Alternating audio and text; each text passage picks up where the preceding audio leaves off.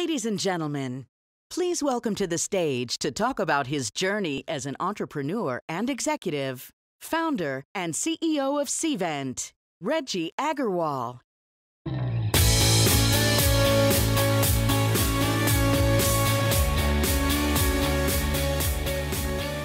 Well, good afternoon, everybody.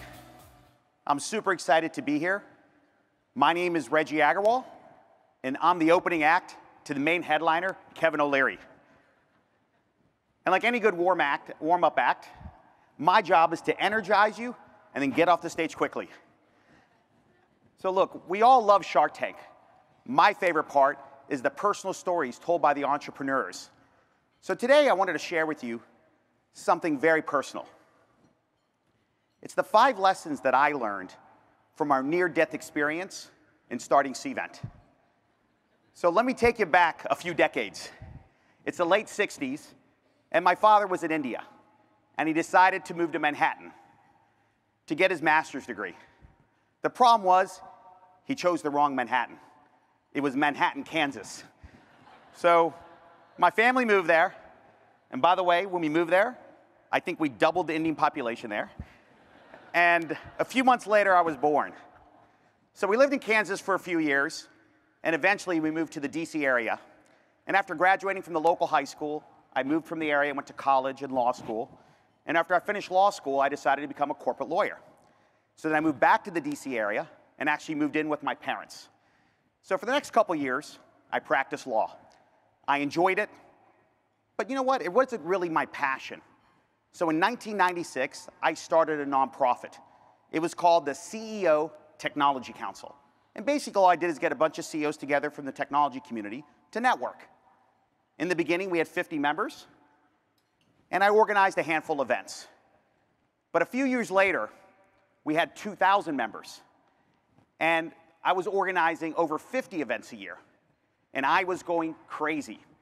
You can look at this picture. It's a picture of my desk from 1997, because I was working 50 to 60 hours a week as a lawyer, and then on nights and weekends, I was working 30 hours a week organizing those events.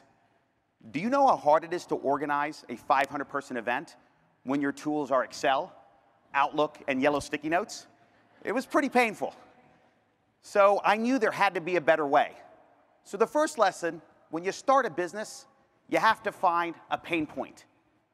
Then you need to create the aspirin. And for me, that was Cvent.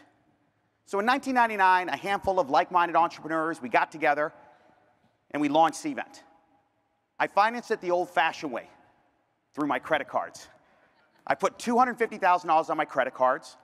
I got $150,000 from my parents' 401k. And look, I came from a middle-class family, so it pretty much depleted my parents' savings when they put the money in, but they really believed in me. And then I put in $100,000 of my own money from what I call my millennial fund, because it was the money I saved by living home with my parents. So speaking of living at home, I ended up living at home till I was 33 years old. I was kind of the Indian George Costanza. And now when you start a company, you got to make a lot of sacrifices, lots of them. Like take my dating life, for instance. I remember I was on my 3rd or 4th date with my soon-to-be wife, and she said to me, you know, we had dinner one night, she said, hey, let's go back to your place for a drink. And I said, well, I have some older roommates that like to go to bed early. Can we go back to your place? All right, TMI, got it. Back to the Cvent story. So we launched the company, and we grew slowly to 6 employees, because we were self-funded. But then the market changed. And all of a sudden, the dot-com boom was in full swing. And $1 billion went into our space, which was called online event registration. Companies like Event 411 raised $50 million. A company called Be There raised $35 million.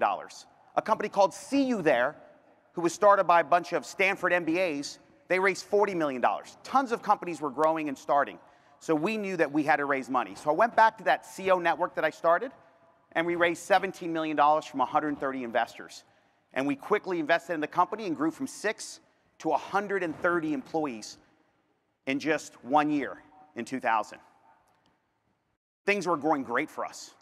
We raised funding, we launched our products, we got customers, we got national press coverage.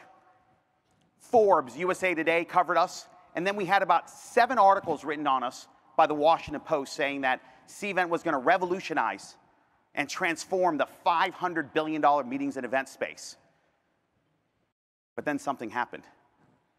The perfect storm hit. September 11th, the dot-com meltdown, and reality hit. And we had blown through 16.6 million of that $17 million. And all we built was a big fat 1.5 million revenue company. We had $400,000 in the bank. We were on the verge of bankruptcy. We couldn't make payroll. So we cut 80% of our staff. We went from about 125 people down to 24 people just to survive. This was the most difficult time of my life. Look, I've really never been knocked off my horse before, and this time, not only was I knocked off, I didn't know which way was up and which way was down. I was at a low point. I was clearly a terrible entrepreneur, and I felt it every day. There's one story I'll never forget. It was in 2002, and it was my 15-year high school reunion. Normally, I would look forward to going to it because I was voted most likely to succeed, and I was the student body president of my high school. But then I realized I was the biggest loser in my high school class. I mean, think about it. 15 years after high school, I'm still living at home. I had no money because I haven't taken a salary since 1999, 3.5 years. I had $350,000 on my credit cards, and I owed everyone in town money. Those 130 investors, whether it was my family, my friends, and my entire professional network, and they're going around trying to wring my neck to try to get their money back because they heard we were going to go bankrupt. I hit rock bottom. Now look, personal crisis is tough for all of us, but I can promise you it's tougher when everyone's reading about it. And that's what happened. The papers, they turned on me. They started to write articles. The Washington Post wrote an article that said that Cvent was going to fail and that I was a bad CEO. I couldn't get out of bed for about 2 months. Like every day, I was just tough for me to get out and get to work. And for the next couple years, we were the walking dead. And we kind of stayed at about 25 employees, and our only focus was to survive. That's when I learned lesson number 2. The DNA of your company is your people. You need to find the right people around you because Cvent nor I would have survived if I didn't have the right team. So you have to find people that believe in you and are passionate about what you believe in, but it's actually more important to find people that will stand by you during the difficult times. Fortunately, 7 of the 11 people that I started Cvent with are still with me today. Matter of fact, 5 of them are here at this conference.